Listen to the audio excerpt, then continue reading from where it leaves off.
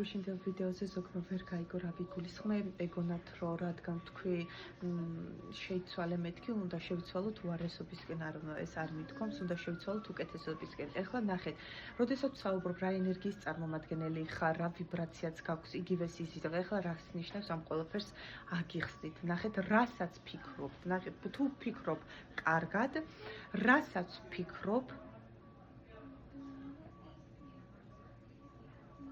იმას ვგრძნობ.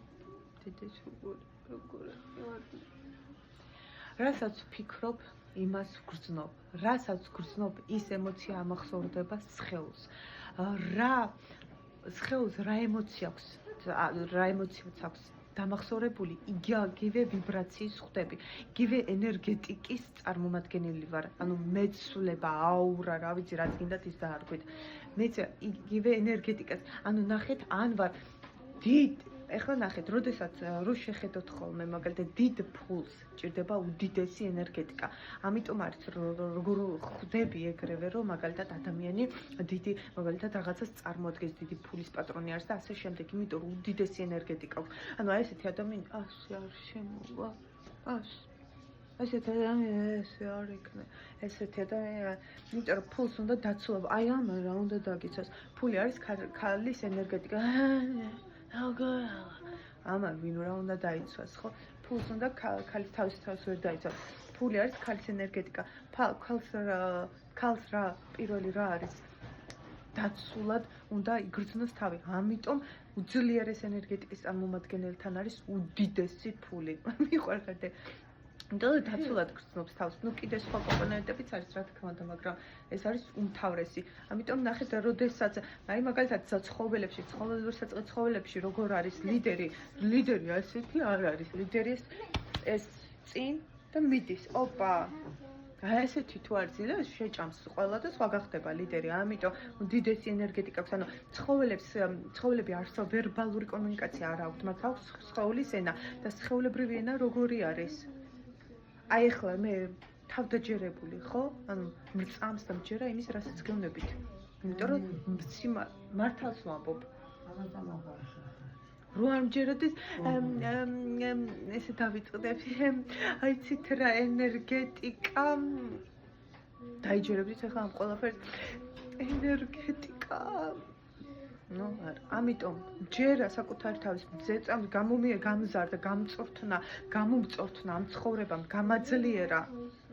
შემეცვალა სიარულის მანერაც და ტემბრიც. და შესაბამისად ანალოგიურად ნახეთ ყველა სამსახურს ცხოველებში როგორ არის იცით ეს არის ცხოველური საწყების სხევსები ყველაფერი ცხოველებში როგორ არის ყველას თავისი ადგილი აქვს ზეემოციური არის ის აი ჯგუფში მაგალითად წავიხოთ ძაღლები ხო ზეემოციური არის უჭირავს უკანა რიგი რატო აი როდესაც ძაღლები მოდიან რატო იმიტომ რომ ეგრევე ხვდება ეგრევე აკონტროლებს სიტუაციას და მე მოკლედ ლიდერი წინ არის ან სულ უკან შეიძლება იყოს იმიტომ რომ უკნიდან აკონტროლებს და რაღაც არის, ანუ ზურგს უმაგრებს ძაღლებში წინ არის, მგლებში შეიძლება პირიქით უკნიდან იყოს, უკნიდან უმაგრებდეს ზურგს, გააჩნია, გესმით, ყველას თავისი წყობა აქვს. ამიტომ ენერგეტიკის და მიხედვით გადანაწილებული არის, მოკლედ ასე რომ ვთქვათ, თანამდებობები.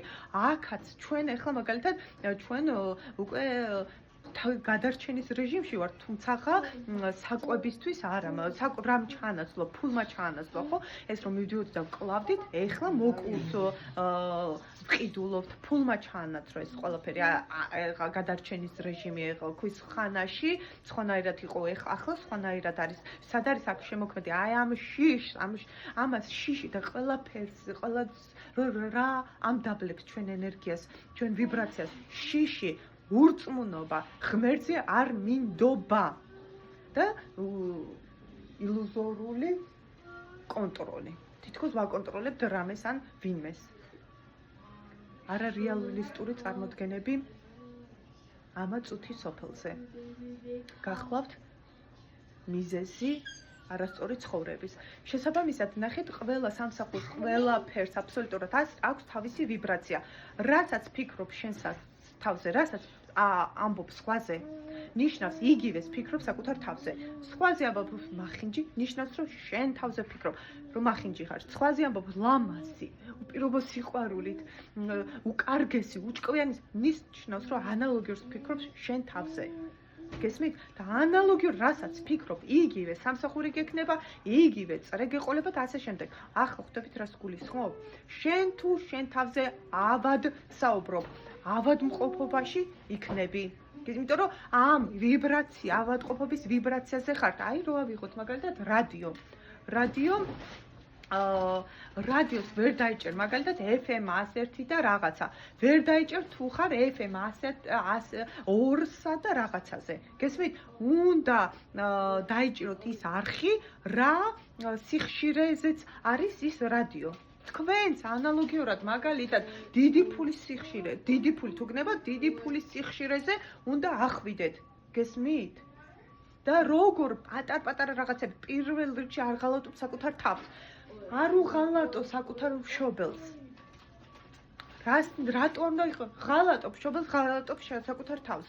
შესაბამისად ანალოგიურ ვიბრაციაზე მყოფ სიტუაციებს მოიზიდავ. რას? მარტოსულობას, მარტოხელობას მიგატოვებს ყველაფერი. არ მიგატოვებს ადამიანი, რომელმაც უნდა გატკინოს, რომ რაღაცნაირად გამოასწორო შენი ფიქრები, ქმედებები, საუბრები. ამას ეხებოდა ეს ყველაფერი.